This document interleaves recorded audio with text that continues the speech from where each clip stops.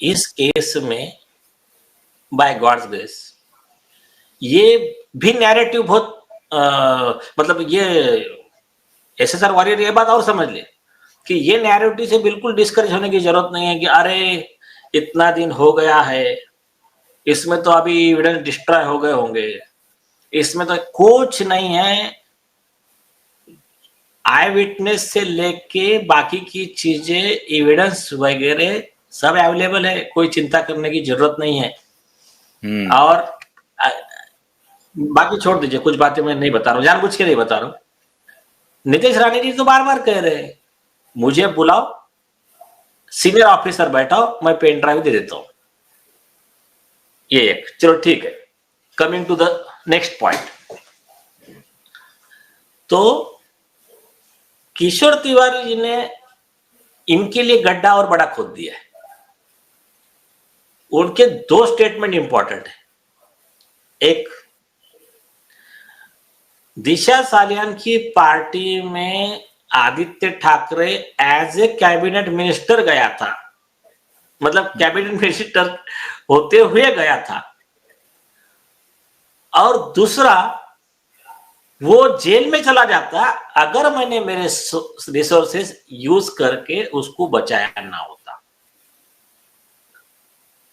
तीसरा, एक जब सवाल पूछा गया आपने जो पूछा कि आप मतलब क्या, देखो आपके जो तीखे सवाल थे उसका जो जवाब दे रहे थे, तो जो समझदार आपके ऑडियंस था उन्होंने ये बात समझ लिया कि ये आपने के पास है बहुत कुछ, लेकिन पता नहीं रहा, टैक्टफुली जवाब दे रहा है, घुमा रहा है, फिरा रहा है। तो उनका कैसा है पता है क्या, उनको जो तीर छोड़ना था छोड़ दिया। जो व्यक्ति, आपको मैं एक दो नाम लेता हूं और दो नाम आप समझ लीजिए, चाहे वो परमवीर सिंह हो, चाहे सचिन वाजे हो, चाहे किशोर तिवारी हो, या महाराष्ट्र का वो बहुत बड़ा नेता जिनको अभी भी ये लोग डरते हैं, आरोपी लोग। आज वो सत्ता में नहीं है तो इनके साथ में जुड़े हुए हैं और उनकी अपनी अलग पार्टी है, नाम नहीं लूंगा।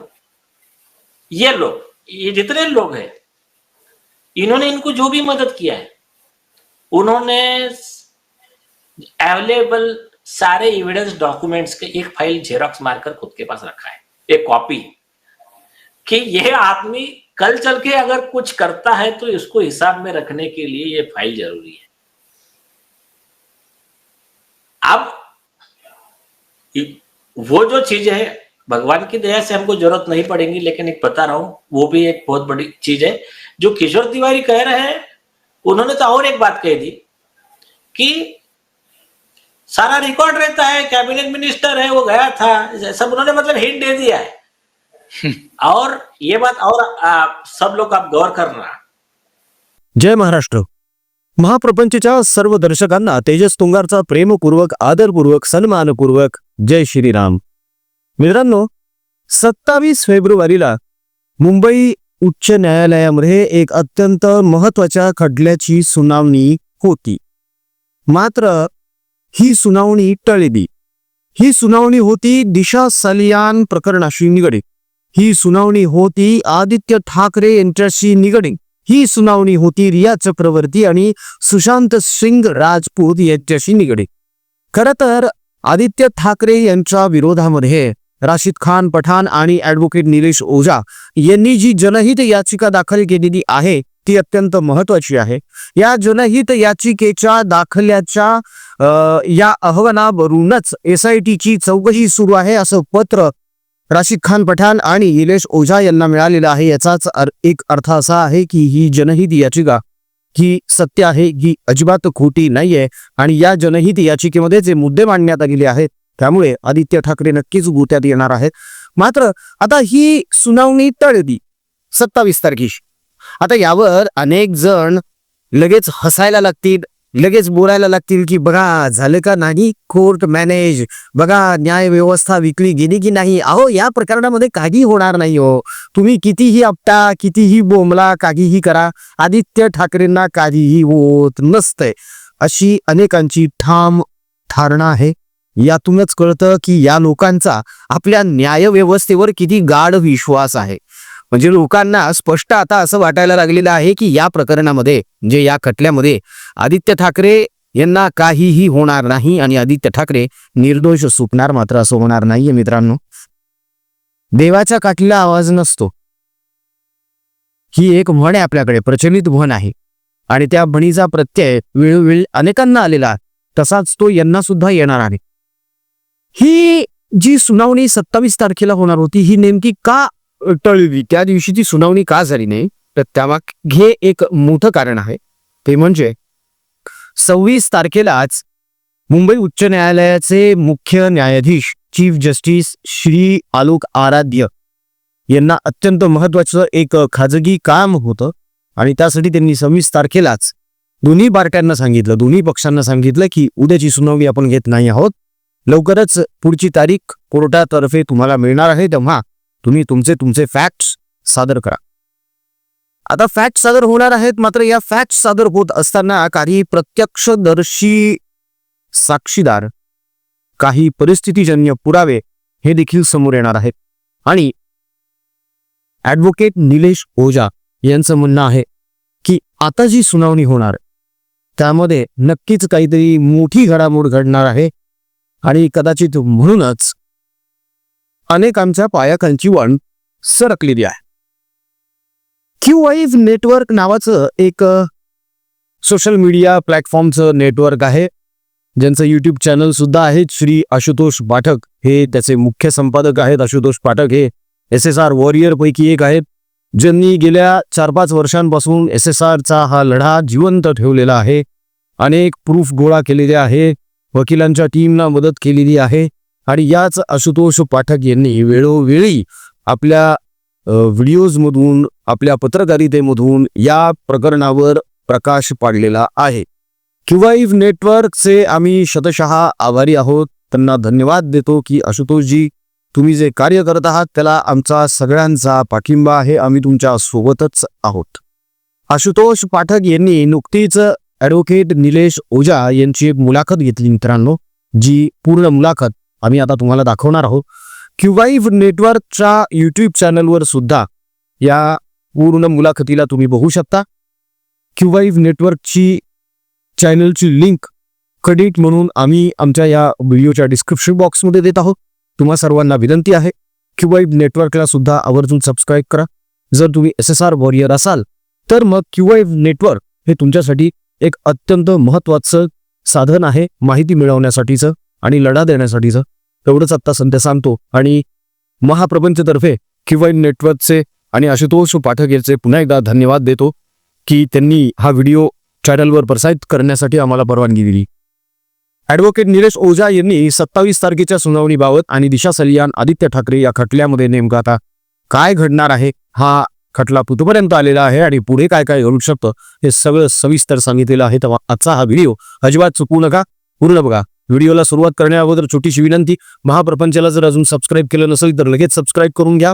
महाप्रपंच या यूट्यूब चॅनलची केवळ 89 रुपयांपासून सुरू होणारी मेंबरशिप आवर्जून घ्या. 8855099843 हा महाप्रपंचचा, हा प्रपंच परिवाराचा आपला व्हॉट्सअप क्रमांक आहे. आम्हाला व्हॉट्सअपवर संपर्क करा, आम्ही तुम्हाला संपर्क करू आणि सदस्य नोंदणी आणि उपक्रमांबद्दल सविस्तर माहिती देऊ.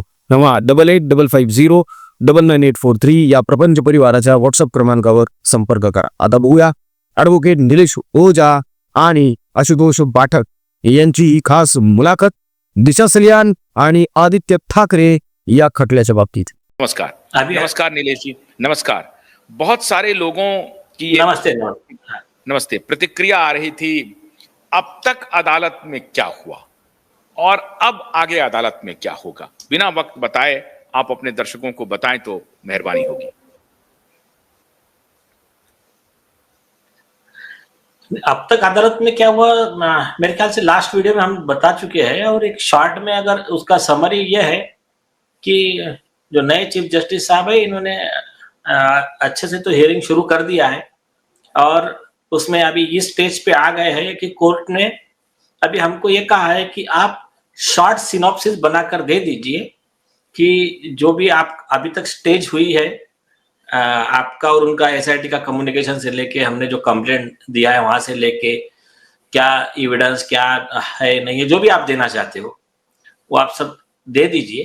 तो उसको वो सब तैयार करके 2 हफ्ते में देने को बोला था, 2 हफ्ते भी 3 हफ्ते हो गए, लेकिन लास्ट वीक चीफ जस्टिस साहब 1 वीक के लिए बॉम्बे हाई कोर्ट के ही नागपुर बेंच पे गए थे, उनका उधर असाइनमेंट था।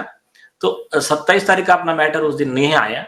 अभी आने वाली वीक में रजिस्ट्री की तरफ से उसकी एक डेट दी जाएगी, उस दिन वो मैटर आएगा। ये इसका इन सब्सटेंस कोर्ट का अपडेट है। तो कब तक डेट तारीख मिलने की उम्मीद है? लास्ट टाइम जो हुआ मैंने तो अभी बता दिया कि जो कोर्ट ने हमको मांगा है उसका एक शॉर्ट सिनॉप्सिस, सारे अवेलेबल मटेरियल्स और उसके लीगल पोजीशन और what we expect from the court and what is the jurisdiction of the court. Court के कितने अधिकारी, कहाँ तक कोर्ट ऑर्डर दे सकता है, उसके केस लॉ वगैरह के साथ में। और वो हमारे जैसा लास्ट टाइम बताया था कि एडवोकेट घनश्याम उपाध्याय जी है और अदर टीम, वो सब उनका ऑलमोस्ट प्रिपरेशन हो चुका है। और उसमें अगर ये बताना चाहूं मैं कि डिटेल्स 2 सीक्रेट स्टार विटनेस के साथ में और भी कई आई विटनेस है, उसके साथ में पूरा चार्ज मर्डर, गैंगरेप और अदर सेक्शंस, उसके साथ में इनका क्या रोल है, इनके ऊपर इस सेक्शन में पहले एफआईआर ही होना चाहिए और इस व्यक्ति को जमानत नहीं दे सकते, इस व्यक्ति को जेल में रखकर ही केस चलाना चाहिए। और ये जो करंट एसआईटी है वो भी जैसा चाहिए, जितने अर्जेंसी में केस को चलाना चाहिए उस हिसाब से काम नहीं कर रही है। इसलिए कोर्ट के कंट्रोल में कोर्ट मॉनिटर्ड इन्वेस्टिगेशन करना चाहिए। इस तरह का वो पूरा ड्राफ्ट जो भी सीनियर टीम है उन लोगों ने अच्छे से बनवाया है और मुझे तो नहीं लगता कि कोई इसमें दिक्कत आने वाली है। एक तो पहली बात तो यह है कि अब जो हियरिंग होगी नीलेश जी, उसमें पीआईएल के एडमिशन पर हियरिंग होगी जो प्रथम दृष्टया होगी। तो उसके लिए अदालत आपसे लॉजिक तर्क करेगी कि पीआईएल को हम क्यों एडमिट करें, क्यों करना चाहिए पीआईएल को एडमिट। बराबर है। नहीं तो कल कोई भी आएगा और कोई भी कहेगा कि साहब ऐसा ऐसा आ गया और आप वैसा नहीं है, इसको लगेगा ना, फाउंडेशन तो लगेगा ना।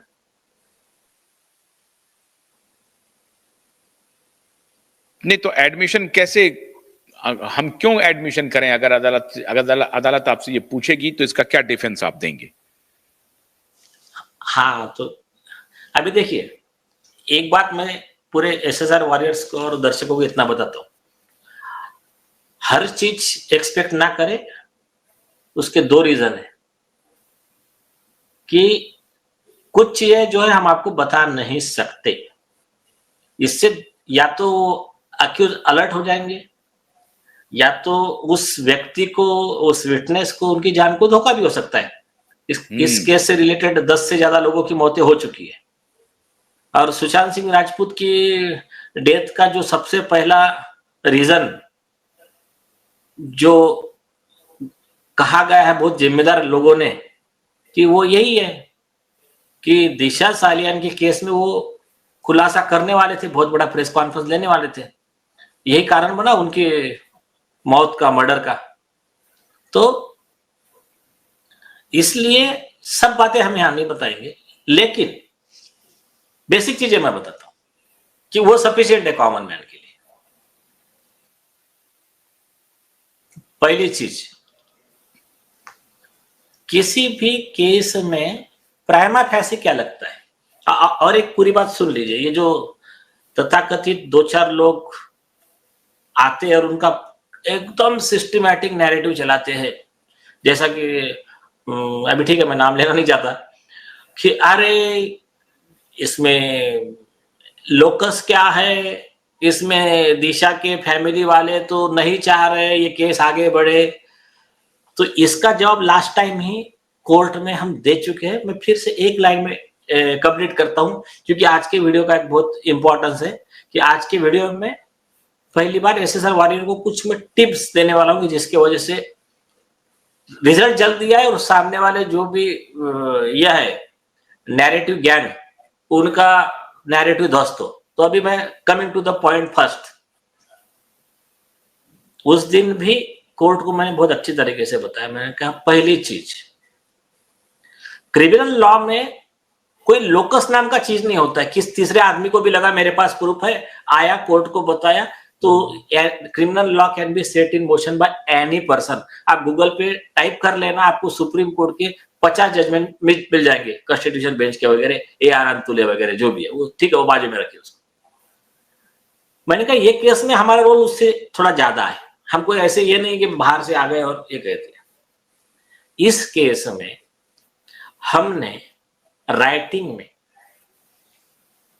एविडेंस के साथ में डिटेल्ड कंप्लेंट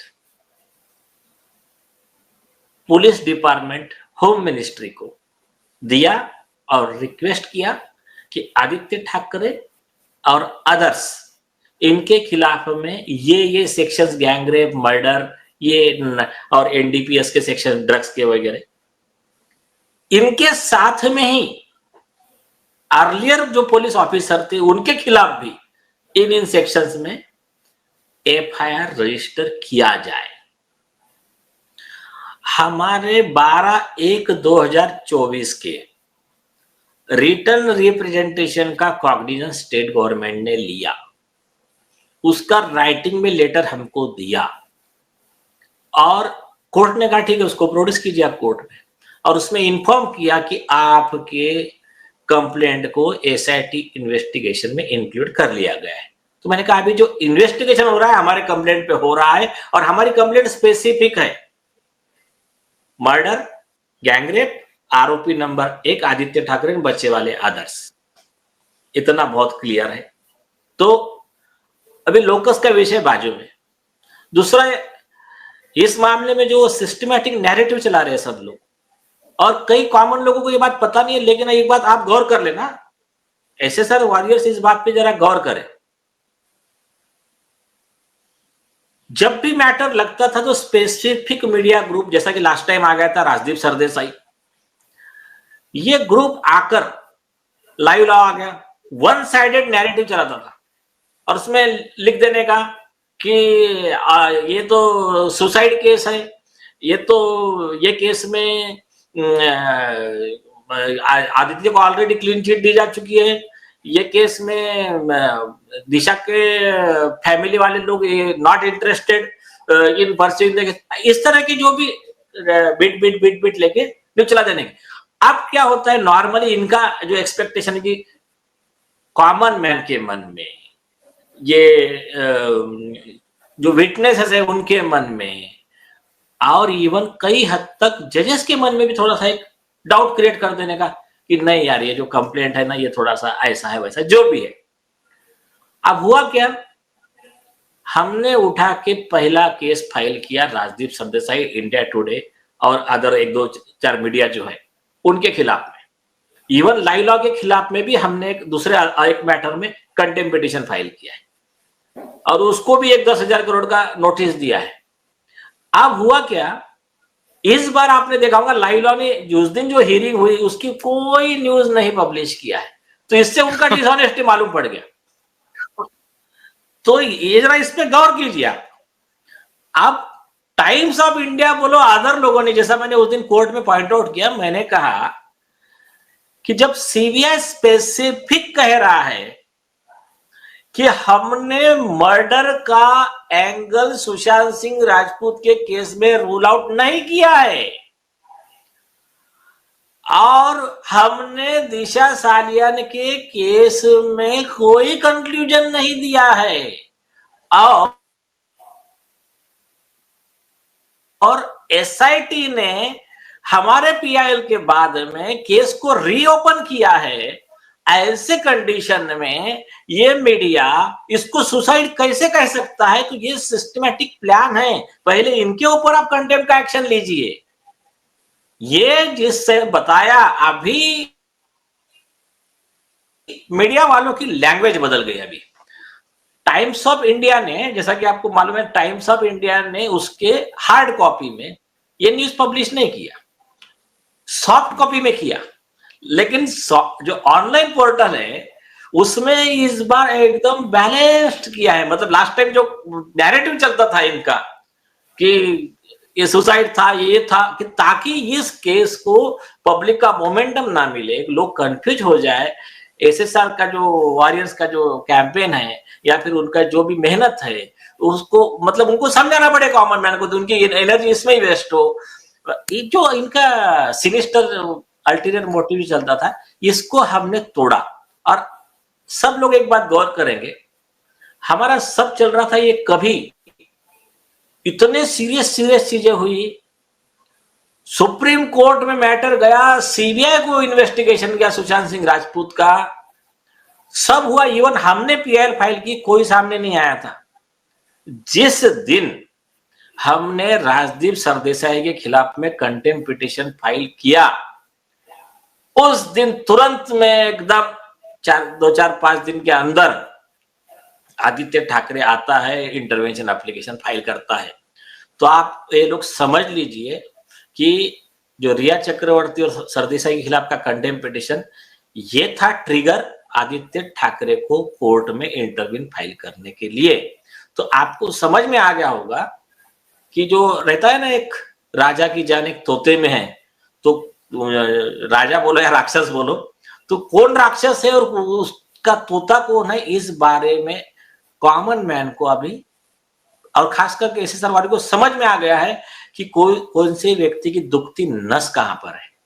तो ये सबसे पहला, अगर एसएसआर वॉरियर अगर एक काम करना चाहे तो पहले लीजिए मीडिया को, जिन्होंने इस केस में वर्ड सुसाइड यूज किया है, उनको यही 4 पॉइंट लिखकर ट्विटर पे, फेसबुक पे, इंस्टाग्राम पे उनको टैग कीजिए और उनको सवाल पूछना चालू कीजिए, या उनको क्रिटिसाइज कीजिए, उनको कंडेम कीजिए, लेकिन ऐसा प्लान करके सिस्टमैटिक टारगेट करने का। आज लाइव लॉ को लिया तो लाइव लॉ को ही पूरा करने का, आज टाइम्स ऑफ इंडिया की बारी, आज इसकी बारी, तो आप वैसा सिस्टमैटिक कीजिए। फिर देखना इसमें बहुत जल्दी और बहुत आसानी से ये न्याय मिलने का हमारा रास्ता और आसान हो जाएगा। ये एक तो जब आपने नोटिस दिया राजदीप सरदेसाई को, दूसरे इंपॉर्टेंट पॉइंट पे, टाइम्स ऑफ इंडिया को, अच्छा ठीक, बोलिए।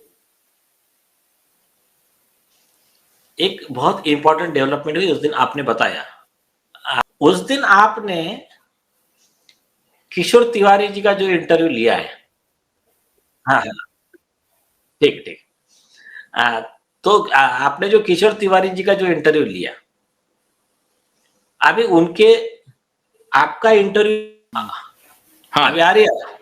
हाँ आ रही है, बोलिए। हाँ, तो आपने जो किशोर तिवारी जी का जो इंटरव्यू लिया, तो आपके चैनल के अलावा उन्होंने कई और मेन स्ट्रीम मीडिया को इंटरव्यू दिया है। तो आपका चैनल और अदर इंटरव्यू, इसका समरी क्या है 2 लाइन का, जो मतलब क्या दर्शाता है पता है क्या? कि जब नेचर चाहता है, जब लोगों की आह लगती है ना, तो फिर किस तरह से होता है। हाँ, एक बात मैं और बता दूं, इस केस में बाय गॉड्स ग्रेस ये भी नैरेटिव बहुत मतलब ये एसएसआर वॉरियर ये बात और समझ ले कि ये नैरेटिव से बिल्कुल डिस्करेज होने की जरूरत नहीं है कि अरे इतना दिन हो गया है, इसमें तो अभी एविडेंस डिस्ट्रॉय हो गए होंगे, इसमें तो कुछ नहीं है। आई विटनेस से लेके बाकी की चीजें, एविडेंस वगैरह सब अवेलेबल है, कोई चिंता करने की जरूरत नहीं है। और बाकी छोड़ दीजिए, कुछ बातें मैं नहीं बता रहा हूँ, जानबूझ के नहीं बता रहा हूँ। नितेश राणे जी तो बार बार कह रहे हैं मुझे बुलाओ, सीनियर ऑफिसर बैठाओ, मैं पेन ड्राइव दे देता हूं।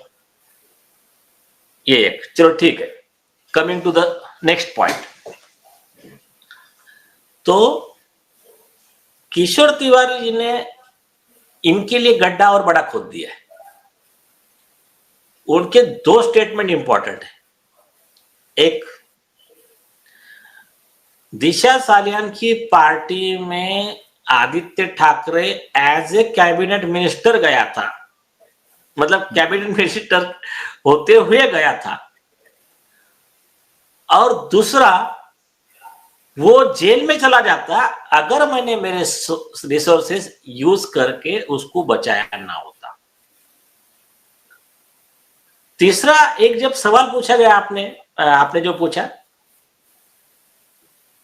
कि आप मतलब क्या, देखो आपके जो तीखे सवाल थे उसका जो जवाब दे रहे थे, तो जो समझदार आपके ऑडियंस था उन्होंने ये बात समझ लिया कि ये आपने के पास है बहुत कुछ, लेकिन पता नहीं रहा, टैक्टफुली जवाब दे रहा है, घुमा रहा है, फिरा रहा है। तो उनका कैसा है पता है क्या, उनको जो तीर छोड़ना था छोड़ दिया। जो व्यक्ति, आपको मैं एक दो नाम लेता हूं और दो नाम आप समझ लीजिए, चाहे वो परमवीर सिंह हो, चाहे सचिन वाजे हो, चाहे किशोर तिवारी हो, या महाराष्ट्र का वो बहुत बड़ा नेता जिनको अभी भी ये लोग डरते हैं, आरोपी लोग। आज वो सत्ता में नहीं है तो इनके साथ में जुड़े हुए हैं और उनकी अपनी अलग पार्टी है, नाम नहीं लूंगा। ये लोग, ये जितने लोग हैं, इन्होंने इनको जो भी मदद किया है, उन्होंने अवेलेबल सारे एविडेंस डॉक्यूमेंट्स के एक फाइल जेरॉक्स मारकर खुद के पास रखा है, एक कॉपी, कि यह आदमी कल चल के अगर कुछ करता है तो इसको हिसाब में रखने के लिए ये फाइल जरूरी है। अब वो जो चीज है, भगवान की दया से हमको जरूरत नहीं पड़ेगी, लेकिन एक बता रहा हूं, वो भी एक बहुत बड़ी चीज है जो किशोर तिवारी कह रहे हैं। उन्होंने तो और एक बात कह दी कि सारा रिकॉर्ड रहता है, कैबिनेट मिनिस्टर है, वो गया था, सब उन्होंने मतलब हिंट दे दिया है।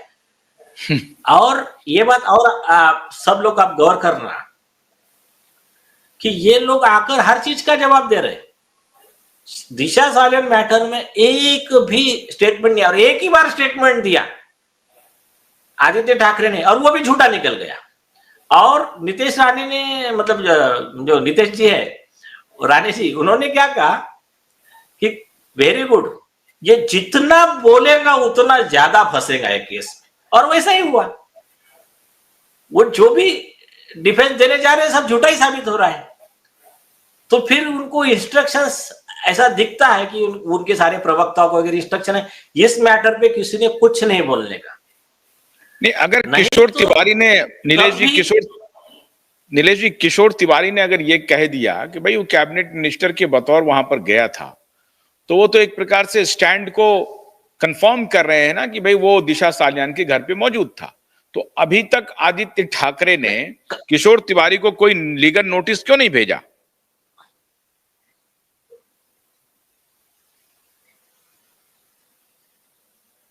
नहीं, वो अभी आ रही है आवाज क्लियर? हाँ, आ रही है। हाँ, किशोर तिवारी का जवाब वो नहीं दे सकते हैं। ये तो छोड़ दीजिए, नीतीश जी रानी ने क्या कहा, तू मर्डरर है, तू रेपिस्ट है, तू बच्चों का मतलब सेक्सुअल अब्यूज करने वाला पीडोफिलिक है। उन्होंने ये भी कहा कि इसके खिलाफ में चिल्ड्रंस कमीशन में 4 पेरेंट्स के कंप्लेंट पेंडिंग है, उनके बच्चों के साथ जो भी इन्होंने सेक्सुअल अब्यूज या जो भी किया है। आज तक ये मैटर पे उनको कोई नोटिस नहीं दिया उन्होंने। ये छोड़िए, पिटिशनर जो है अपने रशीद खान पठान साहब, इन्होंने आदित्य ठाकरे को 19,750 करोड़ रुपए का नोटिस दिया पूरे एसोसिएशन की तरफ से, Supreme Court and High Court litigants association.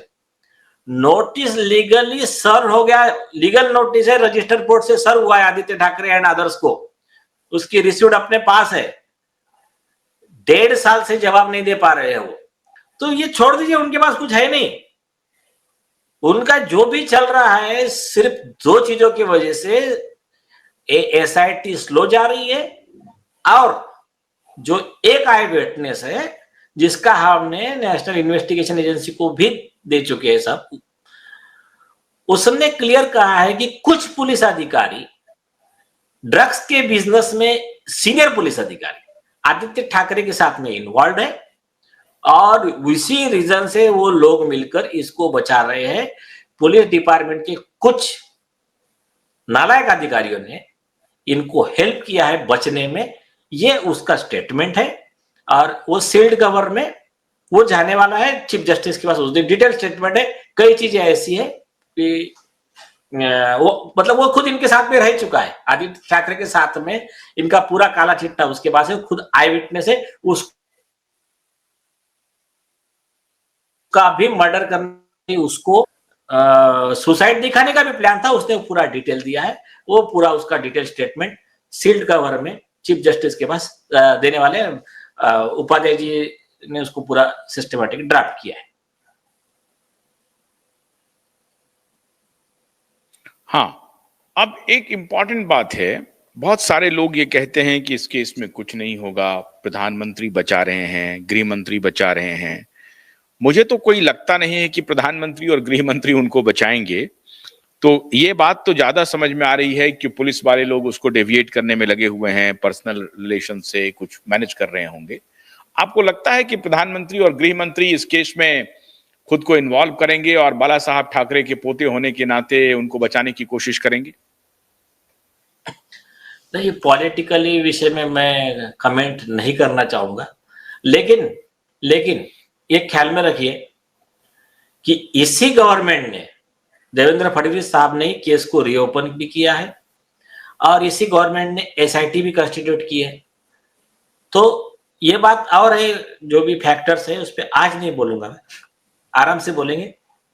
और अच्छा, एक बात खाली बताइए, ख्याल रखना, किशोर तिवारी ने जो कहा है कि ये कैबिनेट मिनिस्टर के बतौर गए हैं और ये सारी बातें रजिस्टर में रिकॉर्ड हैं, तो ये तो एक ऐसा प्रूफ है जो नीतीश राणे के जो डिजिटल या मोबाइल लोकेशन है उससे भी अधिक है, क्योंकि ये सरकारी रिकॉर्ड में है कि मूवमेंट क्या हो रहा है कैबिनेट मिनिस्टर का, कहां कहां जा रहा है ना, है। तो इससे फिर बचने के कोई चांस? ये भी है, इसके अलावा और ज्यादा स्ट्रांग एविडेंस है। कई नहीं, बचने का कोई चांस मेरे हिसाब से बिल्कुल नहीं है। मटेरियल अवेलेबल ऑन रिकॉर्ड जो है, आप इसको भूल जाइए, एफआईआर और ट्रायल, कन्विक्शन और सजा के लिए सफिशिएंट एविडेंस अवेलेबल है। ये आप वर्ड मार्क करके रखिए। जो सीनियर टीम लगी है उन्होंने बहुत सिस्टमैटिक तरीके से बनाया है। 2 स्टार आई विटनेस, सीक्रेट आई विटनेस, उनके भी नाम सील्ड कवर में चीफ जस्टिस को दिए जाएंगे। उसके अलावा एक की टेस्टिमोनी जो है वो भी दी जा रही है, पॉसिबल हो तो दूसरे की भी टेस्टिमोनी चीफ जस्टिस को दी जाएंगी। कोर्ट से ये रिक्वेस्ट है कि आप आपके कंट्रोल में इन्वेस्टिगेशन लीजिए। और इस केस की सुनवाई थोड़ा महाराष्ट्र में तकलीफ जाने वाली है। ये लोगों की गुंडागर्दी ज्यादा रहती है, ये लोग विटनेस पे हमला करना होगा, जिसका पूरा रिकॉर्ड निकाल कर दिया है कोर्ट में कि ये जो है ना गुंडा एलिमेंट जैसे है, एकदम जिसको बोलते हैं, जैसा अभी संजय राउत है, वो हरामखोर कंगना राणौत ऐसा वर्ड बोलेगा, लेडीज को ऐसे वर्ड बोलेगा उस पर हम हमला करेंगे, मारेंगे, ये करेंगे, वो करेंगे। तो फिर कोर्ट ने अपने ऑर्डर में लिखा कि ये शोभा नहीं देती है भाषा किसी सांसद को। तो ये ऐसी कई फैक्टर्स है। तो हमने जो रिक्वेस्ट किया है कि सरकार की जिम्मेदारी है, सरकार ये इंश्योर करे कि सरकार जाके एक अर्जी लगाए सुप्रीम कोर्ट में, एसआईटी, कि इस मैटर का इन्वेस्टिगेशन और ट्रायल जो है वो दिल्ली, यूपी या और भी कोई स्टेट में हो, जहां फेयर और मतलब कंड्यूसिव, मतलब इसको ये बोले कि नो फियर वाला ऐसा एटमॉस्फेयर हो। तो ये जिम्मेदारी सरकार की है, क्योंकि बंबई में या अदर मतलब महाराष्ट्र में इनके खिलाफ का ट्रायल में दिक्कत आ सकती है, ऐसा ही पिटिशनर का कहना है। तो इसमें ये भी रिक्वेस्ट की गई है ताकि फेयर ट्रायल हो, विटनेस खुलकर सामने आए और फिर उसमें जो भी है दूध का दूध पानी का पानी हो जाए ना। देखो, कोर्ट उठाकर, मैं एक बहुत सिंपल चीज बताता हूँ, देखिए महाराष्ट्र में ना दो चार अच्छे मतलब रिनाउंड रिपोर्टर्स है। एक है भाऊ तोरसेकर और दूसरे अपने प्रभाकर सूर्यवंशी, बाद में सुशील कुलकर्णी जी। तो इनके सबका एक ही ओपिनियन था, सब बार बार यही कह रहे थे इनको। इवन नीतीश राणे जी, उन्होंने कहा भाई देखो कोर्ट उठा के तो तुमको सीधा जेल में डाल नहीं देगा, तुम इतना छटपटा क्यों रहे हो? अगर एविडेंस है, इन्वेस्टिगेशन है, हो जाने देते। सीबीआई को मैटर जाना था, सीबीआई को जाने देते। अगर तुम दोषी नहीं थे तो तुमको जरूरत क्या पड़ गई कि आकर सीधा इंटरवेंशन लगाने की? बल्कि इंटरवेंशन तो परमिसिबल ही नहीं है आरोपी को। ममता बनर्जी के भांजे अभिषेक बनर्जी, उनको 50 लाख रुपए कॉस्ट लगाई थी। आरोपी हो के तुम कैसा क्या आकर बोलोगे कि इन्वेस्टिगेशन कौन करेगा, कैसा करेगा, क्या करेगा? तुम्हारा कोई रोल नहीं है। तो ये जो है, ये फैक्टर्स जो है, ये बहुत ही सटीक यहाँ बैठते हैं, मतलब ये दिखलाते हैं कि उनका अंदर छटपटाहट कितनी है कि वो चाह रहे इसको डिरेल करे ये मैटर को, चाहे वो मीडिया को मैनेज करने से हो। अभी आप एक गौर कीजिए ना, दूसरा कोई भी व्यक्ति होता है, ये मीडिया वाले जाकर 50 सवाल पूछते हैं, कुछ भी हो जाए। और जब इन लोगों की बारी आती है, जो जिनको लेफ्ट लिबरल ग्रुप कहते हैं, तो ये मैनेज मीडिया, एक ने भी जाकर सवाल पूछा नहीं आदित्य ठाकरे को, उद्धव ठाकरे को, कि आपके खिलाफ में ये जो बात कही गई है, या फिर आपने जो कहा था कि मैं 7 जून को 8 जून को मेरी नानी 8 जून को मेरे नाना जी माधव पाटनकर का देहांत हुआ था, मैं उधर था, ये तो झूठ साबित हो गया क्योंकि उस दिन तो वो जिंदा थे। उनका तो देहांत हफ्ता भर के बाद में हुआ था। तो आपने झूठ क्यों बोला? इसका कोई जवाब नहीं है। आपके ही किशोर तिवारी कह रहे हैं कि आप एज ए कैबिनेट मिनिस्टर गए थे और आपको बचाने के लिए उन्होंने पुलिस को मैनेज किया, तो उसके ऊपर आप जवाब दीजिए। कोई जवाब नहीं दे रहे वो। तो ये जो है ना, ये जो बिका हुआ मीडिया है, तो ये इसके वजह से तो ये जो बिका हुआ मीडिया है, बिका हुआ मीडिया अगर ऑनेस्टी से काम करता, मतलब जिस तरह से अर्नब गोस्वामी जी ने चलाया था या जिस तरह से आप चला रहे हो, तो इस तरह से अगर सब मेन स्ट्रीम मीडिया अगर उतर जाए ना ऑनेस्टली, तो यार ये मतलब कुछ नहीं है। इतना प्रेशर आ जाएगा, पुलिस को जवाब देते नहीं बनेगा, ऑप्शन नहीं रहेगा, जाके अरेस्ट करना पड़ेगा आरोपियों को। ये एक पॉइंट हो गया। दूसरा एक पॉइंट, चीफ जस्टिस साहब ने एक सवाल पूछा था कि मतलब आपका जो पिटीशन है उसके सपोर्ट में आप सब लेकर आइए। तो उनका अपनी पिटीशन क्या है कि आदित्य ठाकरे को कस्टडी में लेकर इन्वेस्टिगेशन किया जाए। तो इसके ऊपर भी रिलेवेंट केस लॉ वगैरह सब मतलब रेडी कर चुके हैं उपाध्याय जी वगैरह।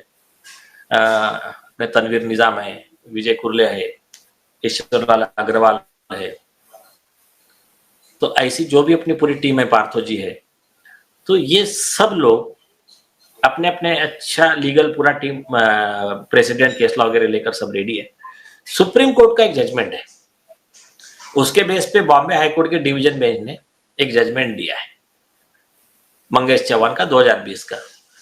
वो क्या कहता है कि एक आधा आरोपी है, वो समाज में घूम रहा है, इसका मतलब ये सोशल पोल्यूशन है, समाज ये एफोर्ड नहीं कर सकता। तो यहाँ तो जिस व्यक्ति के खिलाफ gangrape, murder, tampering of evidence, drugs, मतलब और चाइल्ड का जो ये है, चाइल्ड अब्यूज, चाइल्ड ट्रैफिकिंग, ऐसे सीरियस आरोप लगे हैं, वो आदमी आज भी समाज में घूम रहा है।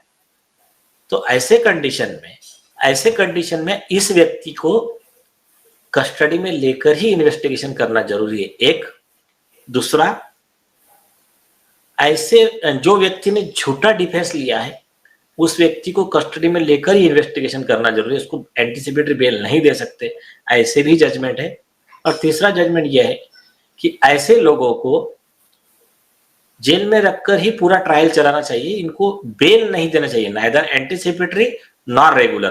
तो वो सब चीजों को बनाया गया है। इसका एक जो कोर्ट में सबमिट करेंगे उसका एक कॉपी आपको दे देंगे, सारे एसएसआर वाले को मिल जाएगा। कुछ सजेशन होगा तो वो दे देना, उसमें जिसके पास कुछ और एडिशन में होगा वो भी दे देना। मेरे ख्याल से मोर देन सफिशिएंट है वो, कि जिसके आधार पे ये केस में इवन सेंटेंस हो सकता है, कन्विक्शन छोड़िए, एफआईआर वगैरह तो छोटी बात है। तो मेरे हिसाब से आज ये सफिशिएंट है आज के लिए। ठीक है। आशुतोषजी पाठक यांचे पुन्हा एकदा मनापासून हार्दिक आभार. त्याचप्रमाणे निलेश ओझाजी यांचे सुद्धा मनापासून हार्दिक आभार. मित्रांनो, निलेश ओझाजी यांची ही संपूर्ण मुलाखत जर तुम्ही बघितली असेल तर तुम्हाला नक्कीच जाणवलेलं असेल की या खटल्यामध्ये खूप मोठ्या घडामोडी घडत आहे. प्रत्यक्षदर्शी पुरावे अजूनही आहे, प्रत्यक्षदर्शी साक्षीदार अजूनही आहे, ज्यांचे स्टेटमेंट्स रेकॉर्ड करण्यात आलेले आहेत. हे स्टेटमेंट्स SIT कडे सोपवण्यात आलेले आहेत, CID CBI सगळ्यांकडे देण्यात आलेले आहे. नार्कोटिक्स डिपार्टमेंट सुद्धा आता यामध्ये आतमध्ये उतरलेलं आहे. आणि सगळ्यात महत्त्वाचा मुद्दा मित्रांनो, आदित्य ठाकरे यांच्यावर फक्त दिशा सलियान यांच्या हत्येचा आणि अत्याचाराचा आरोप आहे का? तर नाही. आदित्य ठाकरे यांच्यावर चाइल्ड अब्यूजचा सुद्धा आरोप आहे. आतापर्यंत 4-5 पालकांनी आपल्या पाल्यांसोबत आदित्य ठाकरे यांनी गैरवर्तन केलेलं आहे अशी तक्रार दाखल केली आहे. या बाबतीमध्ये अनेकदा नितेश राणे आणि निलेश राणे यांनी सुद्धा आवाज उठवलेला आहे. मात्र आपल्याकडचे चहा बिस्किट पत्रकार यावर अजिबातच बोलत नाहीत. हरकत नाही, QI नेटवर्क सारखे चॅनल्स आहेत, आशुतोष पाठक यांच्यासारखे पत्रकार आहेत जे वेळोवेळी या सगळ्या गोष्टींना वाचा फोडतात. त्या सर्व देशप्रेमी आणि देशभक्त पत्रकारांच्या आम्ही सोबतच आहोत. आम्ही देखील यामध्ये खारीचा वाटा उचलावा म्हणून तुमचा हा व्हिडिओ आशुतोषजी आमच्या चॅनलवर आम्ही प्रसारित केला. QI नेटवर्क तर्फे जी माहिती मिळाली ती खरंच खूप महत्त्वाची आहे. मित्रांनो, तुम्हाला सुद्धा विनंती आहे QI नेटवर्कला नक्की सबस्क्राईब करा, सोबतच महाप्रपंच या YouTube चॅनलला सुद्धा नक्की सबस्क्राईब करा. आजचा व्हिडिओ तुम्हाला कसा वाटला हे कमेंटमधून नक्की कळवा. जास्तीत जास्त लोकांपर्यंत हा व्हिडिओ पोहोचवा. ही काळाची गरज आहे, आपली सुद्धा नैतिक जबाबदारी आहे. मित्रांनो, गुन्हेगारांना शिक्षा झालीच पाहिजे असं जर तुम्हाला वाटत असेल तर हा व्हिडिओ जास्तीत जास्त प्रमाणामध्ये शेअर जरूर करा. पुन्हा एकदा QI नेटवर्कचे धन्यवाद देतो. महाप्रपंच या YouTube चॅनलची 89 रुपयांपासून सुरू होणारी मेंबरशिप आवर्जून घ्या, इतकीच विनंती आहे. प्रपंच परिवाराचा नंबर आहे 8850999843. या व्हॉट्सअप क्रमांकावर आम्हाला संपर्क करा. आम्ही तुम्हाला पुन्हा संपर्क करून सदस्य नोंदणी, सभासद नोंदणी, संघटक नोंदणी आणि आपले सगळे उपक्रम यांच्या बाबतीतली सविस्तर माहिती देऊ. तेव्हा आम्हाला व्हॉट्सअपवर नक्की संपर्क करा. सध्या कॉल्स करू नका, फक्त व्हॉट्सअप मेसेजेस करा, कारण इतके सगळे कॉल्स उचलण्याचं मनुष्यबळ, ती यंत्रणा सध्या आपल्याकडे नाहीये. जेव्हा ही यंत्रणा सुरू होईल तेव्हा प्रत्येक कॉल सुद्धा उचलला जाईल. तर प्रभू श्रीरामांच्या आशीर्वादाने आपले सगळे उपक्रम आणि योजना आपण धडाडीने राबवणार आहोत याचा आम्हाला ठाम विश्वास आहे. आणि यामध्ये तुमची साथ, सहभाग, पाठिंबा आणि सहकार्य आम्हाला अपेक्षित आहे. म्हणूनच पुन्हा पुन्हा विनंती, प्रपंच परिवार वाढवा, परिवाराचे सदस्य बना, परिवाराचे संघटक बना. आजचा व्हिडिओ कसा वाटला हे कमेंटमधून कळवायला अजिबात विसरू नका. आमचा कमेंट बॉक्स तुमच्या प्रतिक्रियांसाठी आतुरतेने वाट बघत असतो, तेव्हा पटापट कमेंट्स करायला सुरुवात करा. राजकीय बातम्या, राजकीय घडामोडी, राजकीय अपडेट्स रंगतदार पद्धतीने जाणून घेण्यासाठी बघत रहा महाप्रपंच. पुन्हा भेटूया पुढच्या व्हिडिओमध्ये. जय हिंद, जय महाराष्ट्र, वंदे मातरम, जय शिवराय, जय शंकुराजे, जय भवानी, जय जगदंब, भारत माता की जय. जय श्रीराम. रघुपति राघव राजा राम, पतित पावन सीताराम. रघुपति राघव राजा राम, पतित पावन सीताराम. रघुपति राघव राजा राम, पतित पावन सीताराम.